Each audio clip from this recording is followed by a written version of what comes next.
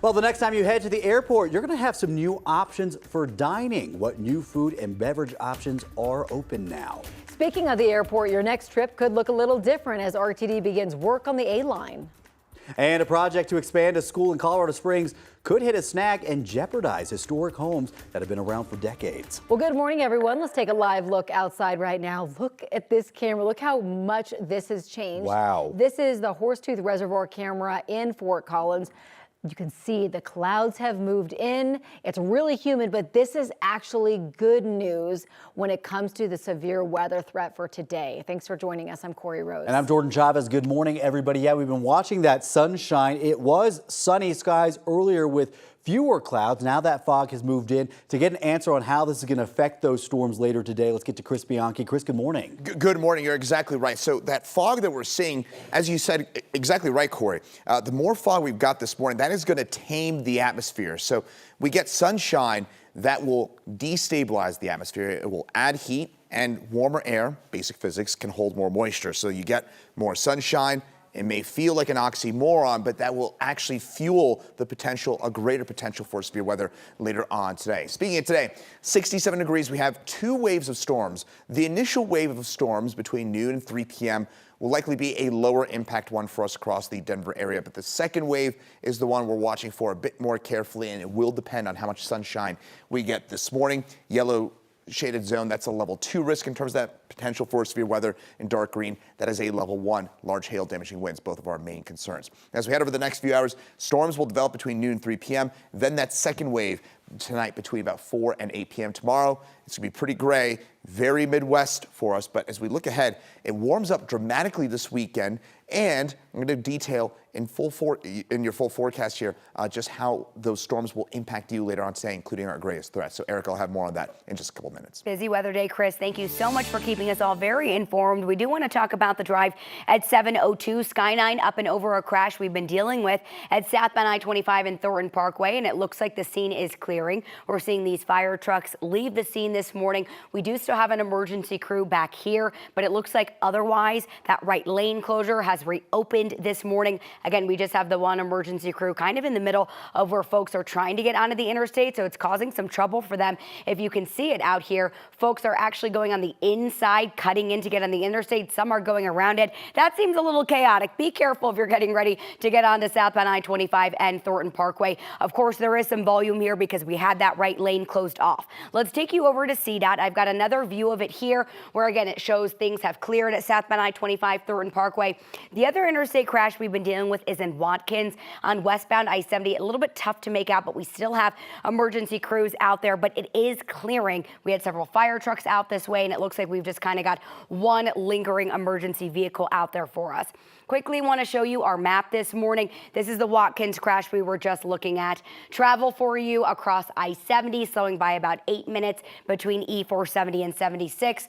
As far as impacts go, because of this Thornton Parkway wreck, only about a 2 to 3 minute slowdown on southbound I-25, so not terrible. And we've been following this closure all week long. We still are westbound Highway 6, or rather Highway 6 in both directions through Clear Creek Canyon. I-70 is going to remain your workaround option.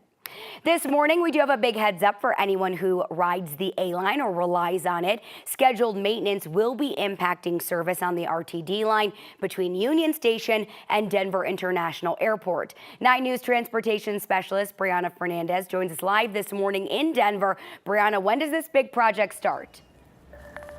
Yeah, so this project is actually scheduled for this Saturday at 7 a.m. and it's supposed to last a little under 2 weeks. It's supposed to wrap up May 8th, so that's about 13 days. RTD tells me that this is a scheduled maintenance project. So what they're going to be doing is that crews are going to be working to replace curved tracks to improve safety, reliability, and rail maintenance. RTD tells me that this is the first time the curved rail on the A-line is being replaced. The last time RTD had any type of maintenance for the A-line was actually back in the fall when surfacing work took place. So starting at 7 in the morning this Saturday, bus shuttles will carry travelers between Union Station and the RTD Central Park Station in Northeast Denver. The shuttle schedules will not mirror regular train schedules. So for those who rely on the A-line to go to the airport, you're encouraged to prepare for extra time for the bus shuttle transfers to and from DIA. So coming up actually in the next hour right here on KTVD at I can't talk today. 8 a.m. this morning, we're going to be breaking down how many people use the A line, plus how this is going to be impacting everyone for those 13 days. For now, I'm live here in Denver. Brianna Fernandez for 9 News. We all have those days, girl. It's no problem. 10 points for getting her name, though. Yeah, she got the name. Yes, thank you, Brianna. Uber days in Colorado could be over soon. The company is threatening to leave the state if lawmakers pass a new bill that would put restrictions on ride shares. Our reporting partners at Colorado Politics say this bill would require background checks from drivers every 6 months. It would ban the hiring of people convicted of certain crimes like domestic violence. And companies would also be required to investigate complaints against drivers within 72 hours. Uber sent a letter to the state legislature saying things like mandated audio and video requirements are demanding the impossible. The bill passed the House earlier this month. The Senate is considering it right now. Solar energy is a key part of Colorado's carbon reduction goals, and a new bill would help make clean energy products more accessible while also protecting customers in the process. The bill would establish procedures that solar sales companies must follow. It would also require standardized disclosure, contracting, sales material warranty, and enforcement requirements. The bill now heads to the Senate floor for further consideration. New this morning, a new national survey shows just how much the cost of electricity has gone up for Coloradans over the past 4 years. This was first reported by our partners at the Denver Gazette.